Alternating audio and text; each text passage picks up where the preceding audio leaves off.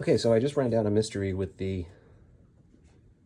M176 engine. It's the AMG 4-liter V8 biturbo.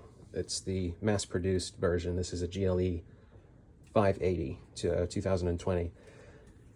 There's two coolant loops. There's two expansion tanks. There's one here, which is, I think, called the low-temperature loop, and that serves, among other things, the engine computer. And then there's the hot loop, which is your normal cooling system. The service manual indicates to remove these clamps to remove the engine computer. It pulls up off of here.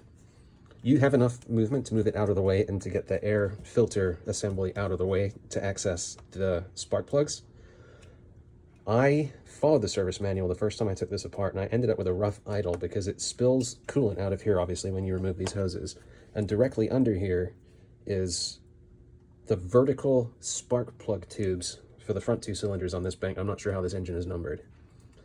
So I put the engine back together. I lost my nerve with the spark plug replacement because access back to the cylinders against the firewall is incredibly difficult. So I didn't want to do a half a job. So I put it back together and I fired it up and I ended up with a rough idle. It wasn't throwing any codes, no engine lights, but it was definitely not idling correctly. So I took it apart. This was a couple of weeks ago. I took it apart again today and found that all of this coolant drained straight down into the spark plug tubes and was shorting out, I guess, or affecting the ignition somehow on that engine, but not enough, as I said, to throw a code. So, top tip, this can move. There's plenty of movement in these. They're not, I don't know if you can see, they're not really connected. Everything they're connected to under here moves. You can move it from here, put it on top of the turbos if you need to get this air filter intake assembly off.